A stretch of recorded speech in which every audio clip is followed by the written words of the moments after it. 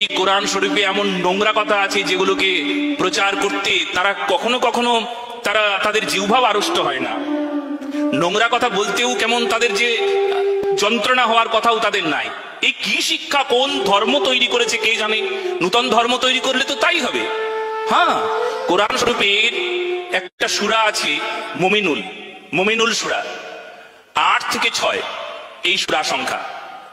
আর সেখানে এই মুমিনুল সূরাতে কি আছে জানেন? বাংলায় এই কথা আছে, আমি বলে দিচ্ছি আপনাদেরকে, দেখে নেবেন। যারা কোরআন শরীফ পড়েছেন তারা দেখে নেবেন, মিলিয়ে নেবেন যে বাড়ির যারা অন্যান্য ব্যক্তি আছে, দাস দাসী আছে, অন্য কোন স্ত্রী আছে, তার সঙ্গে অবৈধ সঙ্গ করা কোনো খারাপ কাজ না।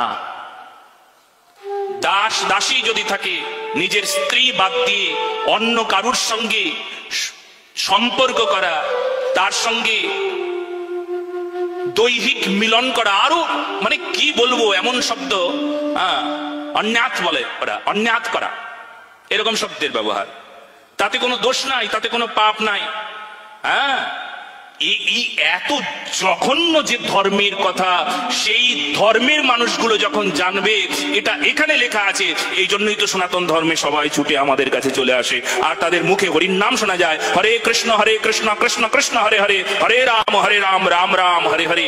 ইসলাম ধর্মের সব মানুষগুলো যারা জানতে পারলো, যারা জানলো, তারা আমাদের কাছে ছুটে আসবে না? আসবেই তো, ছুটে আসবে, তারা আসছে তো। এই ইসলাম ধর্মাবলম্বী ইসলাম ধর্মের যদি এমন নোংরা কথা লেখা থাকে, তাহলে তাদের কি গতি হবে? এটা কোনো ধর্মের কথা হতে পারে?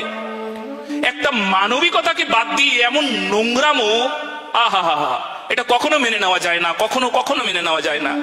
এই জন্য আপনারা জেনে রাখুন, আপনারা বুঝুন, যে ধর্মে কখনো এই প্রকার কথা থাকে, তাহলে সেই ধর্মকে কখনো স্বীকার করব না, কখনো সে ধর্মকে গ্রহণ করব না, কখনো সেই ধর্মকে আমরা কখনো বলবো না শান্তির ধর্ম, প্রেমের ধর্ম। হ্যাঁ, আদর্শ কথা তো এখানে, যে ভাগবত ধর্ম, সনাতন ধর্ম, যে ধর্মের পরিপূর্ণভাবে এমন ভাবে ইঙ্গিত করছে, প্রতিটি মানুষকে মানবিক করে দিচ্ছে, উন্নতির পথ দেখাচ্ছে। হ্যাঁ, কোন দিকে উন্নতির পথ নাই? সর্বোপরি উন্নতির পথ দেখাচ্ছেন, সব দিকে উন্নতি। আরে ভাই, ইসলাম সম্পর্কে না জেনে, কোরআন সম্পর্কে না বুঝে আমজাদি কোনো ধারণা করা ঠিক না, বা কোনো কথা বলা ঠিক না। কারণ মুসলমানদেরকে নিয়ে যদি কোনো কটূক্তি করা হয়, মুসলমান কিন্তু মেনে নেবে না। কৃতদাসের সাথে সহবাস সংসার করা ইসলামী শরীয়ত মতে যাবে কিনা? না, কৃতদাসের সাথে কোনো সহবাস সংসার করা যাবে না, কৃতদাসীর সাথে করা যায়। কৃতদাসী, তাকে স্ত্রীর মর্যাদা দেয়া হয়েছে, স্ত্রীর মর্যাদা দেয়া হয়েছে। সেই কৃতদাসী আজ নাই, সেই কৃতদাসী আজ নাই। কৃতদাসী মানে কিন্তু যেই দাসী ক্রয় করা হয়েছে, যুদ্ধবন্দিনী। এক কথায় কি? যুদ্ধবন্দিনী। এরই অনেক কথা আছে, অনেক নাস্তিকরা নিয়ে প্রশ্ন তোলে, দীর্ঘ আলোচনা করার দরকার, কিন্তু সেদিকে যাওয়ার সুযোগ নেই, সময় কম। শুধু এটুকু বলি, যুদ্ধবন্দিনীদের সঙ্গে আজকাল বিভিন্ন যুদ্ধের পরে এক দেশ আরেক দেশের সাথে যুদ্ধ করলে যে সমস্ত মানুষদেরকে বন্দী করে নিয়ে আসে, মেয়ে বন্দীদের প্রতি কি আচরণ করে আমরা সবাই কম বেশ জানি। ইসলামের আগে থেকে এই বিধানটা চলে আসছে যে যারা যুদ্ধবন্দিনী হবে, তারা যার কাছে যে থাকবে তার অনেকটা স্ত্রীর মতো মর্যাদা পাবে। স্ত্রীর মর্যাদা পরিপূর্ণ না, কিন্তু স্ত্রীর সাথে যেরকম বসবাস করা যায়, তার সাথেও বসবাস করা যাবে। একজন ব্যক্তি যতদিন সে তার মালিক, ততদিন সে তার স্বামীর মতো তার সাথে সম্পর্ক করতে পারবে। কথা কি বুঝতে পারছি? এটা হলো নিরাপত্তার জন্য।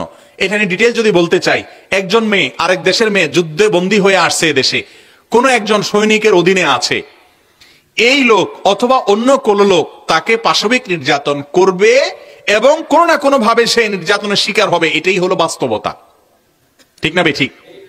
আরেক দেশি মাজলুম অথবা বন্দিনী অথবা নিরীহ, তো তার চাইতে বরং একজনের স্ত্রীর মতো যদি হয়ে যায়, যে এর সন্তান হয়ে গেলে সে আজাদ হয়ে যাবে, স্বাধীন হয়ে যাবে, তো সেটা হলো তার জন্য নিরাপত্তা। আর অনেকগুলো ডিটেইল আলোচনা আছে এখানে, এটা জায়েজ ইসলামে।